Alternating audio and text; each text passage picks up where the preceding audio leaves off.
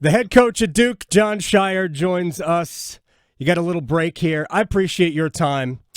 First, before we get to hoops and all of that, how's your family? How much has life changed for you over the last couple of months? Just what's going on? How are you? I'm doing great. Thanks for having me. It's obviously life has definitely changed, but when I'm with my family, I'm with them, and those are some of the most special moments. My kids are at the fun ages right now, and they're pretty excited by the holiday season. So, how about you? Family good? Everybody is great. And yes, I'm not sure it matters what age the kids are. Like, I have a 24-year-old. He's excited for the season. I have a 14-year-old. He's rummaging through my closets. So have you already gotten Christmas or Hanukkah presents? Do you do that? Or do you have minions now that do this for you?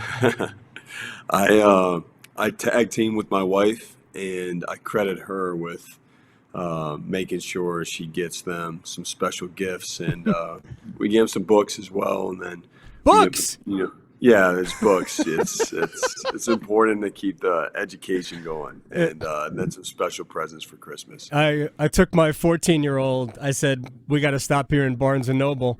And he was like, why? And I'm like, because? It's like, don't worry, Jack. Nothing in here is for you. But it is. By the way, do you celebrate both, or do you just give? Even as a kid, I got my gifts on Christmas Day because all of my friends did as well when I was a younger kid. We've tried to do both, although this year everything kind of fell by the wayside. I've been blessed as a kid to be exposed to both Christmas and Hanukkah, and so for us, we're doing the same with our kids. Yeah, it means more gifts. That's when my kid was younger. He certainly was like, oh wait, we start earlier. I didn't tell him when the first night was this year. All right, let's talk about Tuesday. Is it harder to flush what happened Tuesday now than it used to be for you, or is it the same? It's the same. It's you hate to lose, and for me, I've definitely always been a guy that hates losing more than I love to win, and I really love to win, by the way. Mm-hmm. But it's important to have perspective. It's important to understand why that happened, and you give Wake Forest credit. They were better than us that night, but it's a good chance for us. We've had a big time grind, big time start of the year to regroup, refresh, and then also get refocused for what we need to do going forward, which we have a lot of areas to improve, and feel like our upside is still really high with the fact that we'll get our team together fully when we get back from Christmas, and we're excited for that. All right, first of all, are you okay? Your voice sounds a little gruff. So did this happen as a result of Tuesday night, or was it happening anyway? It might have happened anyway, but Tuesday definitely helped it, progress and move along, and rightfully so. Probably we all could have been better that night, and so for me, it's a reminder, and it will drive me even more for next game. What is the analysis for a game like Tuesday? Is that just because you had been off for a while? So when you went back and looked at it.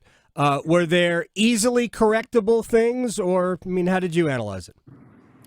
So much of these games playing in conference, and even though this is my first year as head coach, it's my 14th season going through the ACC grind, and so I tried telling our guys before the game, just understanding what we're going into. It's every game's difficult, and for us, there was, as a group, me as a head coach, but also them as players, it's our first time doing it together on the road in the ACC. Mm-hmm.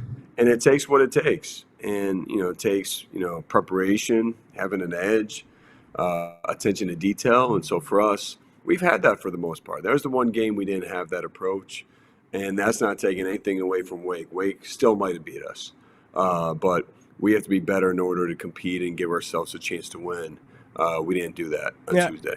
I think on the show leading up to the game, I said, let's see, a lineup dominated by freshmen and newcomers, hadn't played in a week, on the road in the ACC. I don't care who you're playing. Virginia Tech just went up to Boston College and got beat. It was a recipe for something like that. But I remember a day when there weren't. I think you do too. When there weren't 20 conference games on your schedule, Right. and this might have been somebody else and not Wake. Right. Well, traditionally, after exams, it's always been a difficult game after exams, and then, we've always, again, since I've been a player, the game before going on break, your mind has to be in the moment, and Wake was in that same position too. Like they're in that same position, so that's no excuse at all. But it's a lesson learned for us, and we have to take it and grow from it. And we know, look, there's a long way to go this year. A lot of games left, a lot of road games left, and a lot of opportunities to make up for what happened on Tuesday. Yeah, 1-1 in the league is probably not a death knell to your season. Jon Scheyer is the head coach at Duke, and he's joining us here on the Adam Gold Show. You're young, you're new. Even the older guys are new to the program in new roles. Jeremy Roach is he's almost like somebody's grandfather, it seems. Are you playing the way you envisioned at the start of the season, or have you already in some ways adjusted to, what you've seen so far? Well, I feel like every year I've been here, we've had to adjust somewhat, whether it be injuries or other circumstances, or whether it be certain guys emerge and the way they're playing. And for us, I don't think we fully know who we are yet.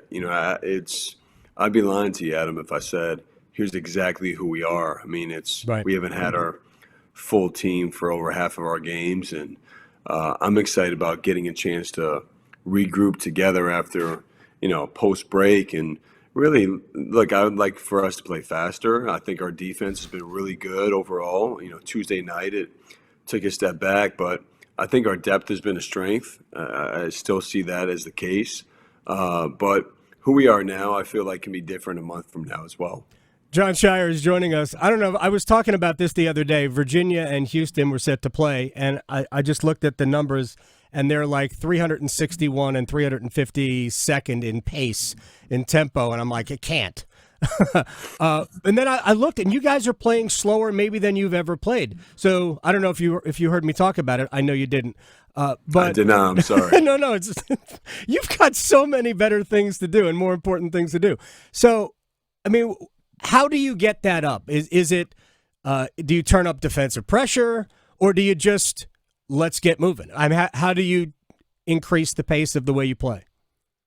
Well, it's a combination. And, for us, I think it's also when you look at some of the teams we've played some teams with really slow pace. So it is hard to speed the game up. You play a Bellarmine that goes late in the shot clock, even our first game against Jacksonville.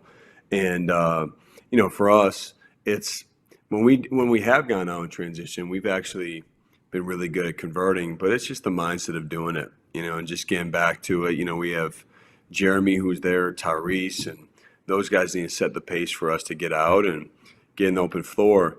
It's not where we have to get a shot off as quickly as possible, but putting pressure on the defense and then flowing into offense from there is something that's I think we'll get back to here in January and February. Let me ask you about Tyrese Proctor. What has his adjustment been from playing more? Obviously he's from Australia, but he's played like internationally. So what has the adjustment been for him, and where do you see the next 3 months taking him?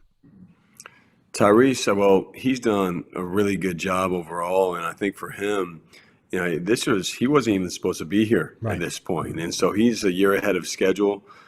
He's had some huge moments for us. I think he's figuring out how to do it on a nightly basis.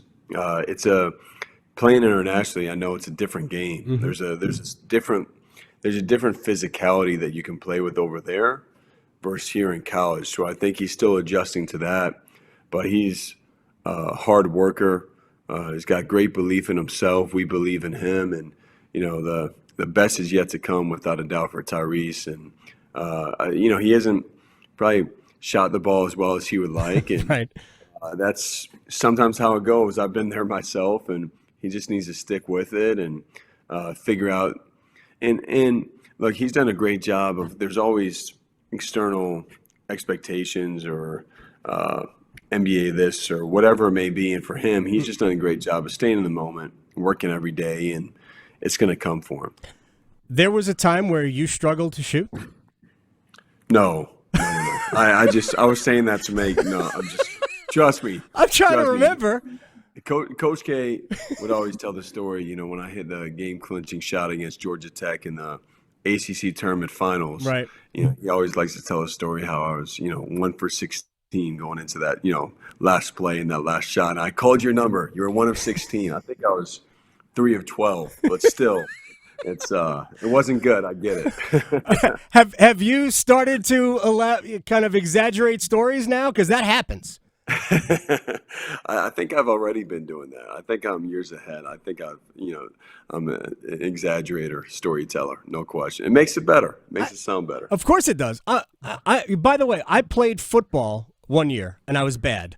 But I played against. Is that an exaggeration, by the way, that you played football? Well, no. It's 1 year, and I played like 2 games. I played JV. I was never good. I knew it was an exaggeration. It wasn't 1 year. I knew it was. But I played against Craig Hayward's, remember Ironhead, who played for, where did he play? The Saints and the Steelers. His son, Cam Hayward, is a dynamite player for the Steelers, by the way, defensive lineman.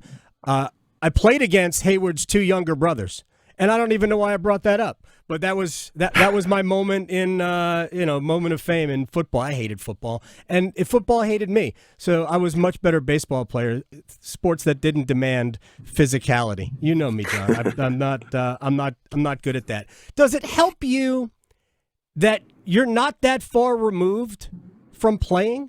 I mean, I know you probably feel like you played ages ago, but it isn't that long ago. So does it help you being somebody who played a decade ago? I think it definitely helps playing here and knowing the expectations, what comes with losing, what comes with winning, and all those things. And gives credibility with the guys for sure. But I think the biggest advantage is just being able to get out there on the floor, and whether it's demonstrating something or mixing it up with the guys, I think that helps me connect with them, and I enjoy doing that. I enjoy being out on the floor. So that's, I think, the most helpful part. Jon Scheyer is joining us. Just a couple of more things, if we could. First of all, how much basketball do you watch now, and is it pro or college? I watch both. I mean, it's every night I have some game on. There's so many games being played, and I'm a sports fan in general. So I'll have football on, and NBA basketball, college basketball, and I'm always trying to learn. So for me, maybe watching a game and picking up an action that they do, or watching defense, watching how a certain guy plays, and also watching our former players. It's pretty cool. Last night you're watching, Paulo, and yes. I texted him after they clinched, the game against the Rockets. He had his signature move, where he has a little rocker step and double jab and went baseline. And but just proud of our guys and what they're doing, and always following them. He's a headache, man. He is going to be a beast. And watching guys like Tatum, it's just, to the way he has developed into one of the absolute stars of the game. Jon Scheyer, before I let you go, and this is kind of a serious question, and maybe we'll end on something fun in a second. How does the NIL era impact what you do and how you have to deal with players? It hasn't impacted like you would think. It's still about relationships. It's still about, coaching them and bringing them along on the court. I think some of the concerns going into, well, what would NIL do in a locker room, or what would it do with being able to coach certain guys? It hasn't impacted that at all. I think it's just a matter of they're able to get what they deserve. That's so to me, it's been a positive thing, and coaching them has been what it should be. I think part of that is who we have and who we recruit, the character that they have, and they're all hungry to get better. But for me, it's been really nothing but positive on our end. So, because everybody talks about the wild, wild west, and what if this kid is making this, and this kid is how is there going to be resentment? You haven't come across any of that?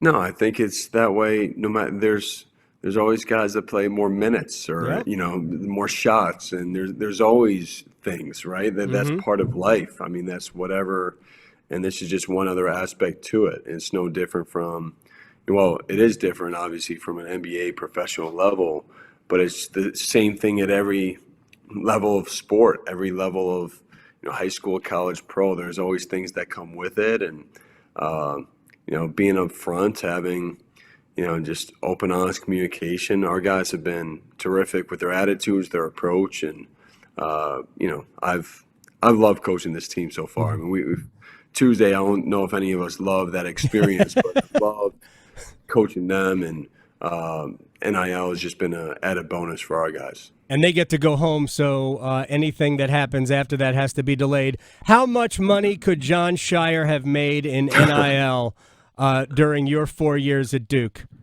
Probably not as much as I would have liked to Oh, think. you would have bought the Suns by now. Yeah, exactly, exactly. Well, with personality and how much I love social media, I would have been all over the place. So yeah. Oh, man, I appreciate your time. Happy holidays to you and your family, and good luck when everything kicks off again. New Year's Eve, right? New Year's Eve? That's it. New Year's Eve, 1 o'clock. There go your plans. Yeah, exactly. Thanks, John. Happy holidays. You Thanks for too. having me.